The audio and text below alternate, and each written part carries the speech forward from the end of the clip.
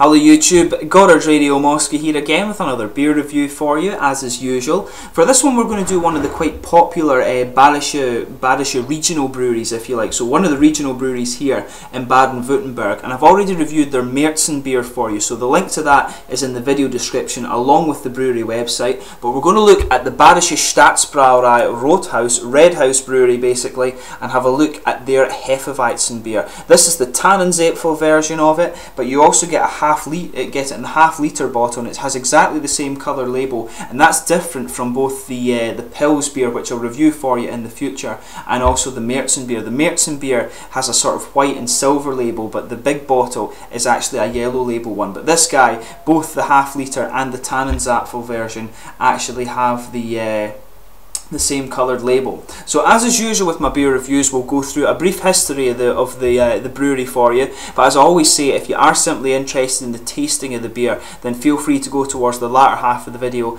and I'll also put a sort of a little box up here that you can click and do that as well. So anyway, this brewery comes to you from the little village of Grafenhausen, which is about 55 kilometres to the southeast of Freiburg im Breisgau, in very southwestern part of Germany. That state, of course, as I mentioned, is Baden-Württemberg. So the Rothaus Brewery was actually founded in 1791 as part of the Benedictine monastery of St. Blaise, which dates back to the year 1681. But the location of the monastery actually proved to be very good for business, as there was a plentiful supply of water and lots of wood to be used for heating. And the monastery was also located on an important trade route from between Freiburg and Grafenhausen as well, at the highest point on the route, and apparently this invited many people to stop at the brewery just because it was on the highest point of the hill.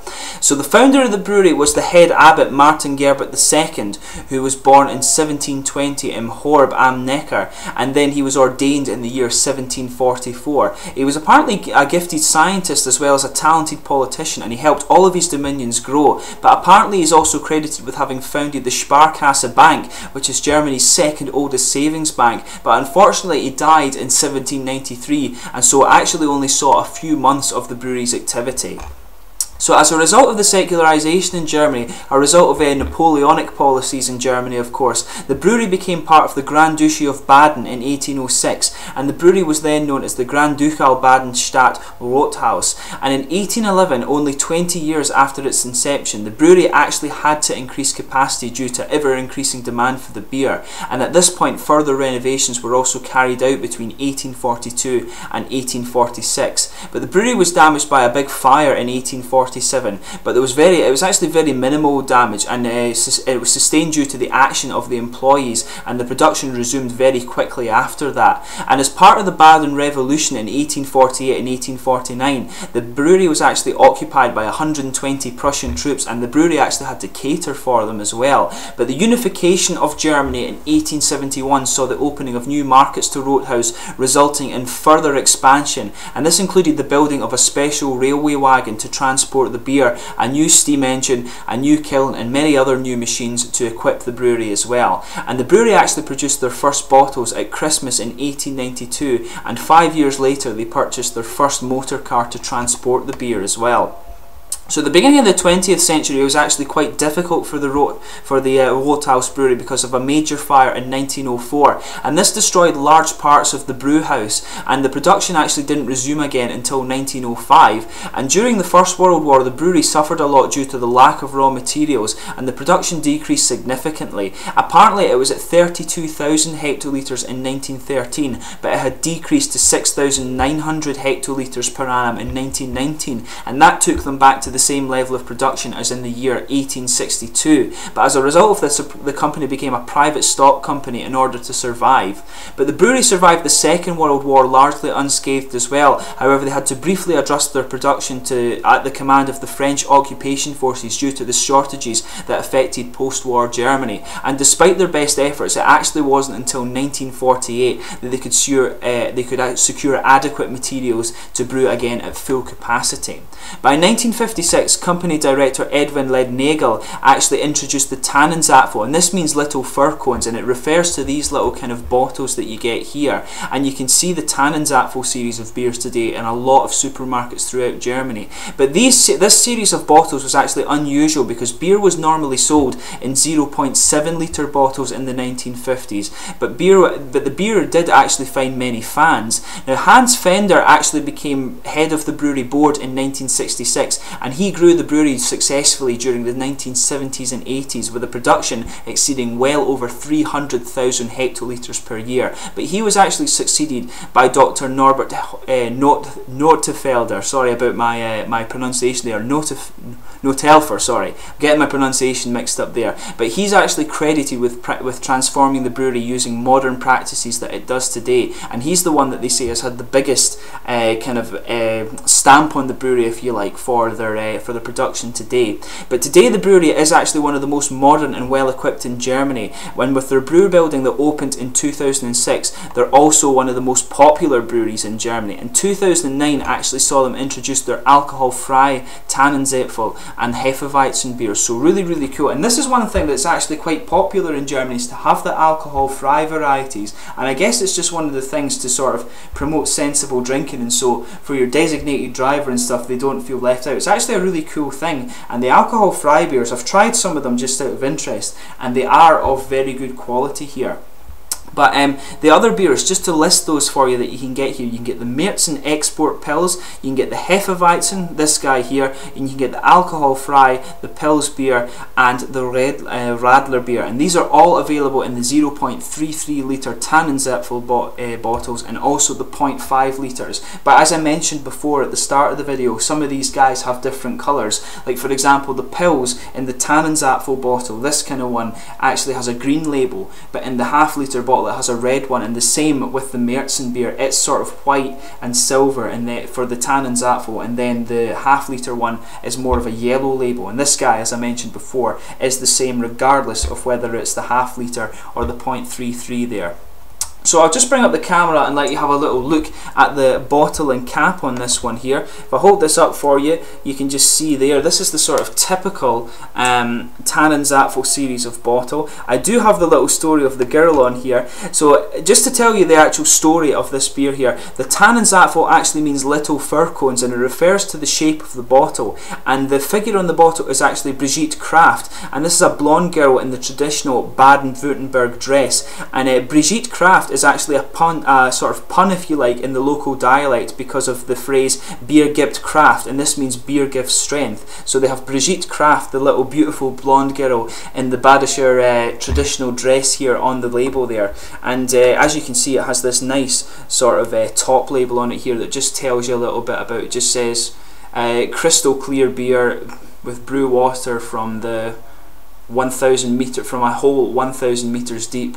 Quality malts from the region, and aromatic hops from the Tettnanger region and Hallertau regions, of course. And Rothaus beer basically gives you a very good, it's got a whole taste basically. That's what it says on the little top label here. If my German pronunciation is right, you can see on the top here it has the crest, and it says here Seit 1791. As I mentioned, this is the foundation date of the brewery. It does have a best by date on it, or a best consumed by date, which is the 4th of June 2014 here. You can see 0.33 litres as well. So I'll just get this guy open and we can get on with the tasting here.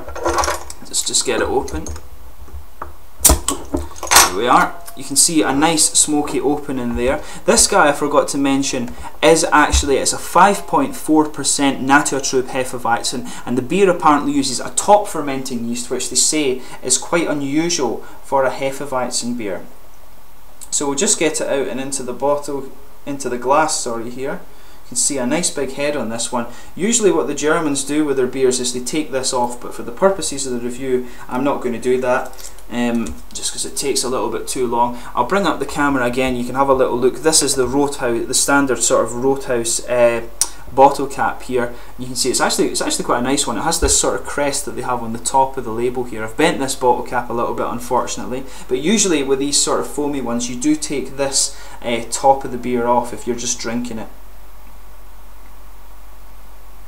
So as you can see though, if I put my fingers behind it, definitely a hazy beer. I'd sort of describe this as an orangey golden colour. You can see there's a 2-finger frothy white head on there. It is a little bumpy around the edges, but I would say frothy nonetheless. There's no real visible, oh no wait, if I turn it around here, there is quite a little bit of visible carbonation on the beer here. I'll just give it a little sugar up and we'll see what aromas we can get out of it.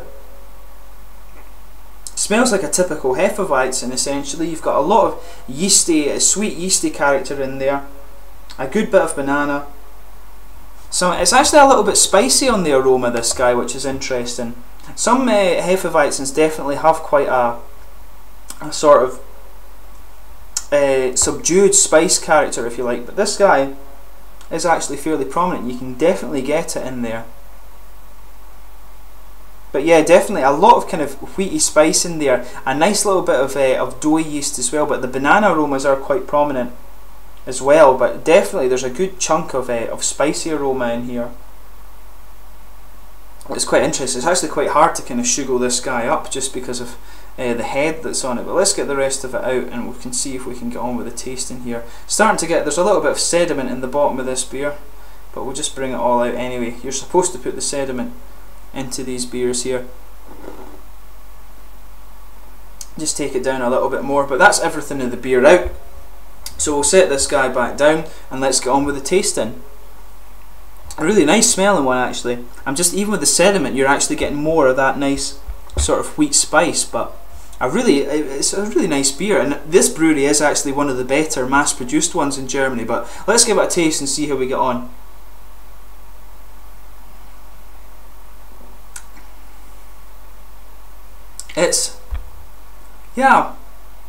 It's kind of it's a surprisingly light Hefeweizen. It has all the flavour, but on my first impression of it is definitely that it's a very light and sort of very drinkable Hefeweizen.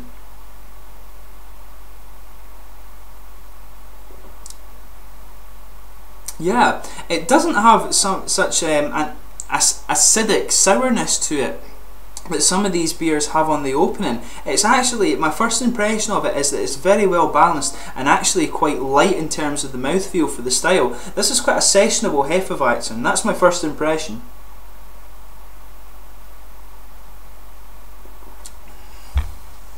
But yeah, it has a nice bit in terms of the flavour. It's got a nice white bready malt base and a nice little blast of wheat in there as well. It's very well blended together and it just gives it a nice little bit of sweetness. And there is just a nice, the spice character doesn't have too much of a bite to it. It's there, but it's not pushing itself forward too much. The banana is just kind of lying there in the sidelines as well. It's nicely blended together, this beer, I have to say. It's not too acidic, and yeah, there's not much more you can say about that actually, other than it's very, very well blended. It's very well done for a sort of mass-produced beer as well, which is quite awesome.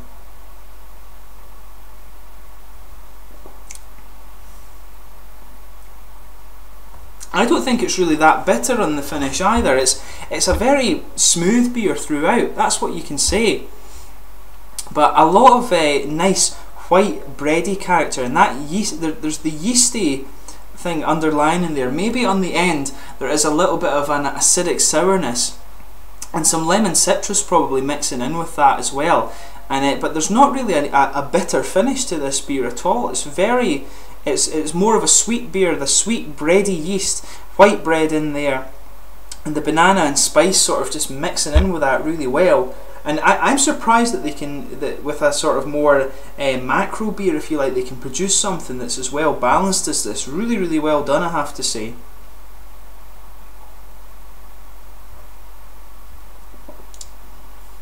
But yeah, it actually does have quite a good little bit of that spice. It tastes a little bit, the spice is maybe even a little bit bordering on the coriander, but the main thing is a clove flavour, if you like. I'm just really surprised with this one. When I tried it before, I drank it in the pub and I never really thought about the flavour, and I thought, oh, it's okay, but when I'm actually thinking about the taste of this one, it is very, very well balanced. It's more well balanced than some of the more prominent German brewery names in terms of Hefeweizens, if you like, actually.